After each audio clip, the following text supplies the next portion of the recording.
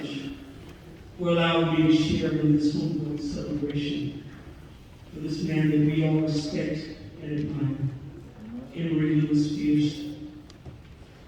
I listened intently today to all of the accolades, the comments, the descriptions of Emery Fears.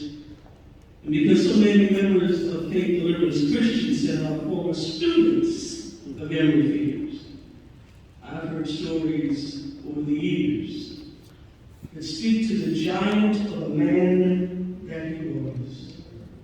Stories about his tenacity, his genius, his drive, his colorful language,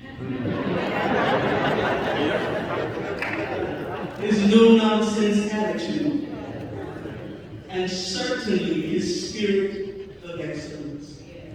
And I believe that with all that we have heard today, and with all that we know, there is still so much more that he has done for and shared with people in his path that we will never know. Emery Fears is a man revered by his students, respected by his colleagues, loved by his family, and emulated by his mentees.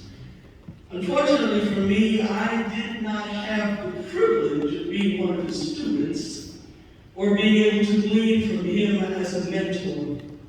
As a musician myself, I truly regret that.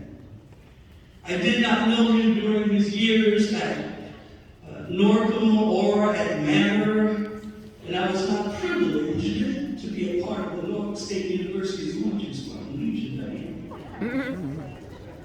I never knew him as Mr. Fears,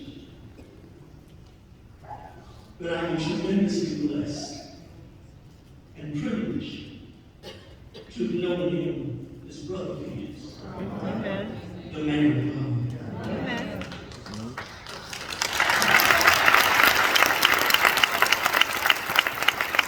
Emery Fears exemplified to all of us at Faith Deliverance what it means to be a man of God. He was faithful in his commitment to love, to care for, and support his brothers and sisters at Faith Deliverance.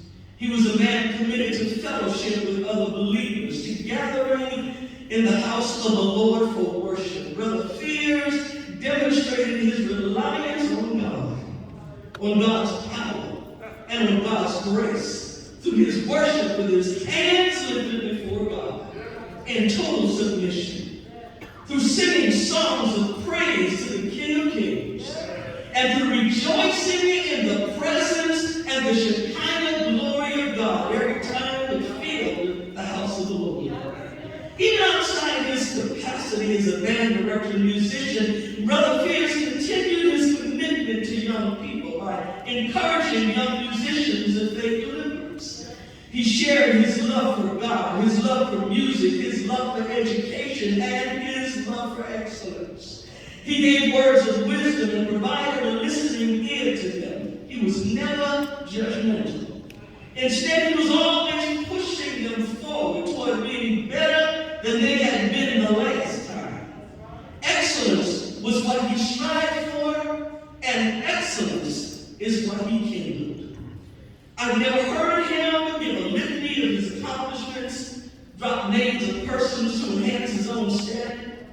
Never heard him brag about where he had been, who he knew, whose careers had their foundations in his. I've certainly never heard him debase anyone else in order to make himself look good.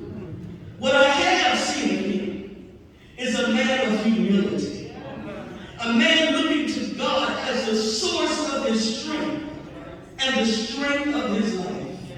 I've heard him pray. I've heard and seen him worship. I've heard him sing, and I've heard him play music in praise unto God. Yeah. And I've felt the power of the Holy Spirit in each and every one of those things. I've conversed with him on matters and felt his respect for me as a pastor.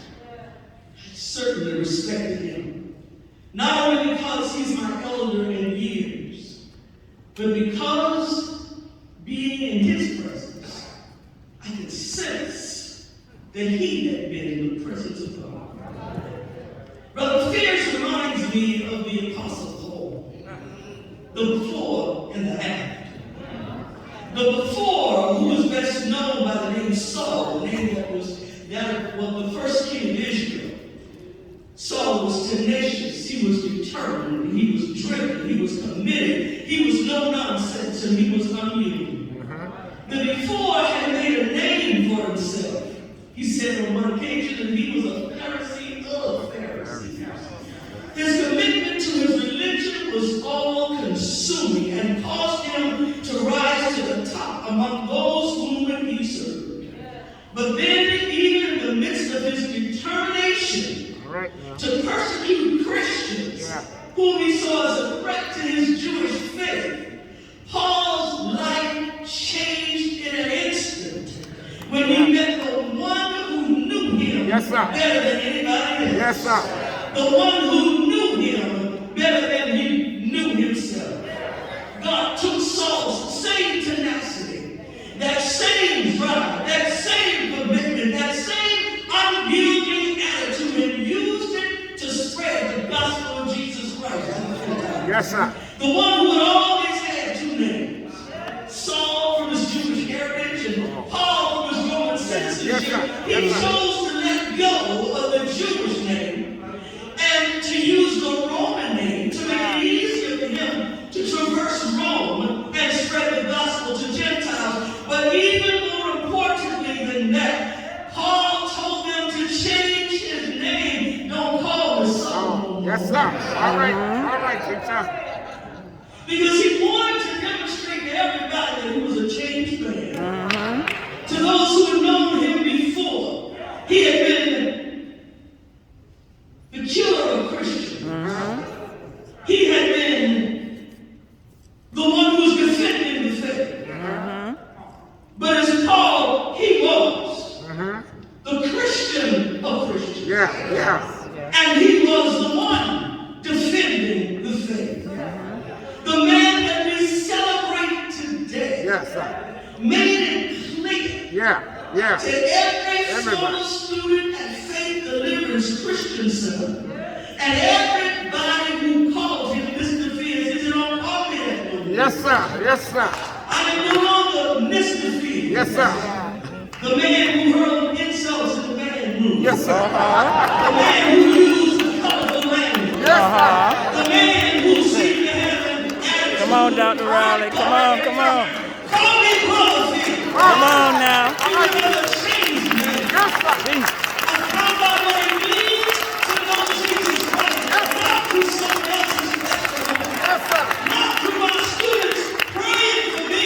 That I would get right, but I made it for myself. And he changed me. Changed my language. I don't cuss no more. Now I'm speaking in tongues. I don't cuss no more. Now I'm encouraging young folks. I am a changed man. Come on now. The man we celebrate today falls in the category of the Scripture in 2 Corinthians chapter 5, verse 17. It says that anybody be in Christ, he's a new creation. Everything old has passed away.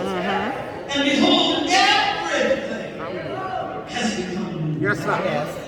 I am so very grateful to God for allowing me to know this man of God. Brother Emery Lewis Fears. It was an honor and a privilege to be his pastor for 23 years. It is an honor to speak about him today in this great company of witnesses. And it will be an honor to greet him again. Come on now. Come on now. Come on now.